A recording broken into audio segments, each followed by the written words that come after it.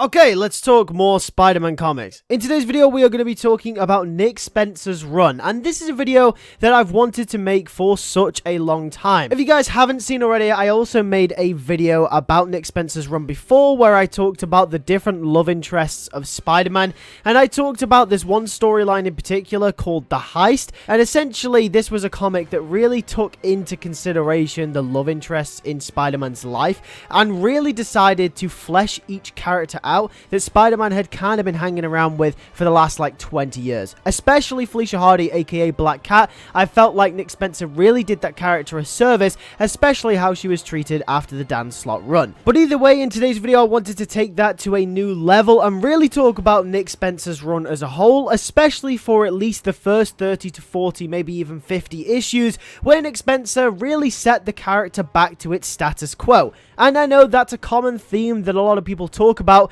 and it's a very big talking point when it comes to Spider-Man and the Spider-Man comics. But I think especially in this case with Nick Spencer, setting the character back to status quo and also setting him back to more traditional values of the Spider-Man character really helped Nick Spencer take the character forward in the stories that he would go on to tell. And specifically in this video, we are going to be talking about the themes that Nick Spencer proposes in his run on Spider-Man and the way that he conducts his comics in comparison to someone like Dan Slott. One crucial thing that Nick Spencer liked to do in his run on the Amazing Spider-Man comics is that he wasn't afraid to criticize and really dig deep into what Dan Slott got wrong about the character, which I thought was really interesting, especially for the first 30 issues. So for the first 30 issues of Nick Spencer's run, he would call out things that happened in previous Spider-Man comics, especially runs and stories that weren't well received by the fans, and he would essentially course correct the Spider-Man comics in a way that set Peter Parker back to his status quo and explained away a bunch of the mishaps that happened in Slott's run and runs previous. And Nick Spencer overall really understands the character. You can tell in the way that he writes him, through the dialogue and the interactions that Peter Parker has with other characters, that Nick Spencer really loves the Spider-Man character and does understand how to write him at a baseline level. Not only that, Spencer understands fundamentally the core themes of the Spider-Man character. In the Dan Slott run, we know that Superior Spider-Man was when Dr. Otto Octavius took over Peter Parker's body, and during his reign as the Superior Spider-Man, Dr. Otto Octavius seemed to improve Peter Parker's life.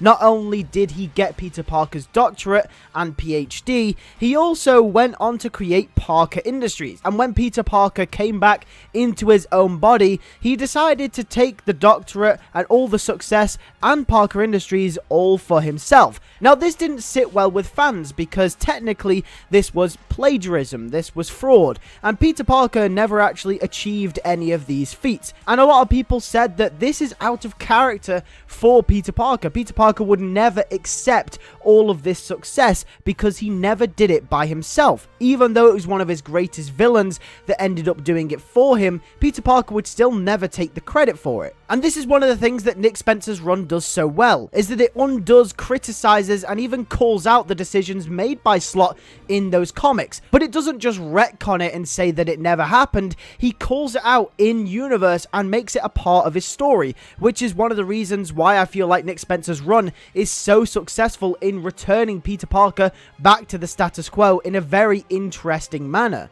In the very first issue of Nick Spencer's run, Peter Parker is hit with a plagiarism claim. In short, a new technology has been invented that allows basically an AI to determine whether a piece of work from a certain person is actually a piece of work from that certain person, or if it was plagiarized and written by someone else. And as you can tell, the paper that Peter Parker, or I guess Doc Ock, submitted to get Peter Parker's doctorate was found out to be written by Dr. Otto Octavius and not Peter Parker. Therefore, Peter Parker's doctorate and all the success he had was immediately revoked. And not only this, Peter got fired from his job as well, meaning that Peter Parker was now jobless and all the success he had pretty much meant nothing. And I thought this was genius from Spencer, because not only does it show how much Spencer cares and knows about the character and what should be right and wrong for Peter Parker when it comes to the themes, core aspects and stability of the status quo, but also it's a clever way to really reintroduce the status quo back into the book, which had been lost long ago. I appreciate that Dan Slott liked to do out-of-whack things with Spider-Man, explore new aspects, and pump new themes into the character. Because after all, without experimenting, we wouldn't have ever had Superior Spider-Man, we wouldn't have ever had Spider-Man Big Time, and we wouldn't have ever had a bunch of the best Spider-Man stories that we've ever gotten in comic history. But it's also crucial to understand that one of the main reasons as to why fans rejected some of his later work on Spider-Man is that he really travelled way too far away from the core aspect and themes that make Peter Parker in the first place, which is why Nick Spencer came in and revoked all of the Parker Industries stuff, revoked his doctorate, and kind of put Peter Parker back in his place, the same Peter Parker that also had to deal with consequences on a day-to-day basis. Not only this, I feel like there is a drastic contrast between the Peter Parker in Slott's run and Nick Spencer's run. Nick Spencer has a very light-hearted, very readable and likable version of Peter Parker, whereas Slott is kind of a jerk, really, in all honesty. And yes, Peter Parker can be a jerk. He's human like the rest of us. But I felt like Slott was a little bit too much and a little bit too edgy for my liking, especially in the later comics that he eventually would go on to do. Slott's big time run, as I've mentioned in a few videos before, and his run on Superior Spider-Man were absolutely brilliant for the character. And I thought they changed the Spider-Man character forever and the way that we perceive him in the 21st century. But I felt like when it got to the end of his run and when Nick Spencer was lined up to take over, it got a little bit too much. Therefore, the first 30 issues of Nick Spencer's run is pretty much tailored to course-correcting the Peter Parker character, which I really liked. And one of the main things that people will know as a highlight of the Nick Spencer books is Peter Parker getting back with Mary Jane Watson. Nick Spencer's ultimate goal was to get us back on track to what we had in the 90s, where Peter Parker and Mary Jane were married. And obviously in the first issue, he wastes no time in making sure they are back together. But once again, just like how Nick Spencer criticized and ultimately called out the decisions made by Slott in his run by course-correcting the character in the first couple of issues, he also made sure to address the rocky relationship between Peter and Mary Jane. In the High storyline, which we've already made a video on this channel, Nick Spencer addresses the issue between Peter Parker and Mary Jane Watson and the reason as to why they are breaking up and getting back together so often. And he really does dive into the psychology of Mary Jane, stating that Mary Jane is afraid that Peter Parker doesn't want her because he might be better off with someone else who is more like him, because obviously Peter Parker is Spider-Man. But then she comes to the realization that she loves Peter for who he is, not because he's Spider-Man, and vice versa. Peter Parker loves Mary Jane because she's Mary Jane Watson and they're soulmates. There's no other way around it. This was a very subtle way of Spencer saying, hey, all of the back and forth in Slott's run and runs previous of MJ and Peter basically being together and then not together again is just MJ and Peter being unsure as if they can work together as a couple, but here, we are establishing and we are ultimately realizing that, yes, they can be together and they will be together. But obviously, unfortunately, this doesn't mean anything now because Zeb Wells took over the book and broke them up again. But for the time,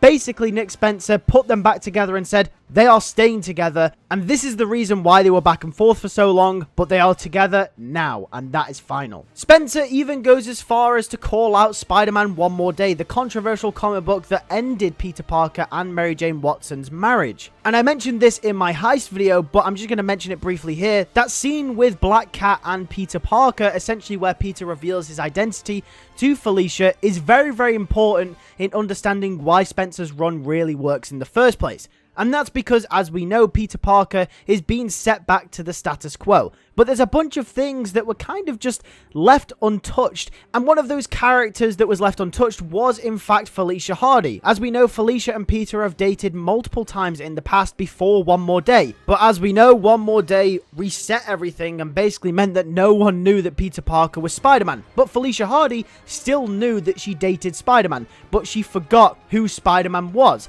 And this was eating her up inside. And one of the reasons why she has been so frigid with Spider-Man, been a little bit mean, maybe explaining away some of the decisions made by Slott in his run, was because she just doesn't know who Peter Parker is. She doesn't even know he exists under that mask. And one of the reasons why this comic is so impactful is because Nick Spencer takes that story, takes some of the decisions that Slott made with the character and says, hey, This is the reason why Felicia has been acting this way. She's been acting out of character for all this time because she is being eaten up inside by a massive part of her life that has just been stripped away from her. And then Peter Parker reveals himself to Felicia Hardy, giving her that closure, and it's a really, really nice moment. If you want to hear me talk more in detail about why this is important on its own, just as a Spider-Man story in general, I'll leave a link to my video on the High storyline in the description down below. It goes more into depth with the whole story as a whole. But while Nick Spencer's run prospered for about 30 to 50 issues where he really did set Peter Parker back to the status quo, one thing that Nick Spencer really struggled to do after fixing a lot of Slott's mistakes is to write his own stories himself. And what I mean by that is that I felt like after Nick Spencer really reset everything back to the way it should be, he really then did struggle to make original stories going forward. And it was all well and good improving Slott's mistakes and returning Peter Parker back to how he should be written, but when he started introducing characters like Kindred and that whole storyline, that is when this comic really started to go downhill. I have my good friend Ronnie Pugs, who has been willing enough to come on the channel today to talk a little bit about the Nick Spencer run and talk a little bit about Kindred and why he was a part of the downfall of the Nick Spencer run. As big of a fan of Spider-Man as I am, I haven't been interested in modern-day Spider-Man comics for a while. With Dan Slott writing the character for a decade, a lot has changed over time for Peter Parker in the 616 universe, with my personal favorite Dan Slott story being the original Superior Spider-Man arc, and the last memorable Spider-Man story I read in full being the Red Goblin arc, which I did enjoy. While the Red Goblin story was Dan Slott's send-off, Nick Spencer would become Slott's predecessor, with the first 30 to 40 issues feeling like a relief to some fans. If not, the biggest villain that stands out in the Spencer run is Kindred, and I think the theme of Spencer's run is that it starts out great and fails to end well, with the Kindred story dragging on for far too long and turning a lot of fans off from the run. And I also think a lot of the run seems like filler material, and due to that the Kindred story was dragged out way too long, and that's never a good thing as a writer, as I feel like the current runs get a lot of hate just because they are the current run, and obviously the modern stories will never touch the classics. However, if you are a big fan of Spider-Man 2099 or Carnage, then those characters did feature throughout Spencer's run, but again, this is regarded as filler material that felt out of place due to the Kindred storyline being presented. But with the filler material plaguing the Spencer run and the build-up that seemed dragged out, one of the redeeming qualities of this run is that it retcons Sin's past, and if you haven't heard of that story, it's a mess involving Gwen Stacy having children with Norman Osborn. Spencer's run would reveal that that was all an illusion by Mysterio, and although the run didn't end on a high note, I think with the redeeming qualities of getting Spider-Man back to basics in a way, plus retconning an arc that fans hate, helped in the long run setting up Wells to take over.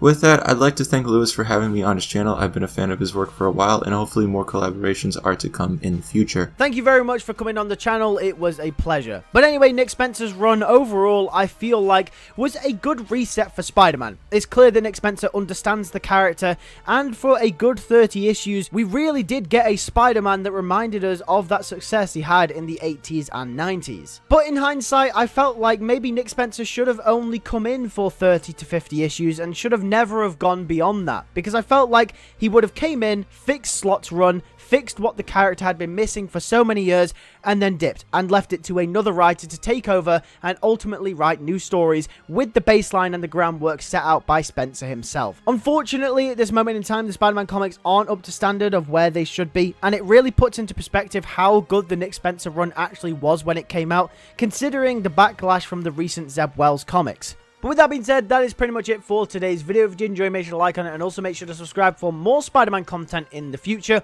If you enjoy my Spider-Man videos and you are subscribed and you want to support the channel even more, the best way you can do that is to join my membership program. Just for 99 pence a month, 99 pence, yeah, not even a full pound, you can get every single video I post early, priority reply to comments, and a bunch of other perks as well. So with that being said, thank you guys for watching. I'll catch you guys in the next video. Take care and peace.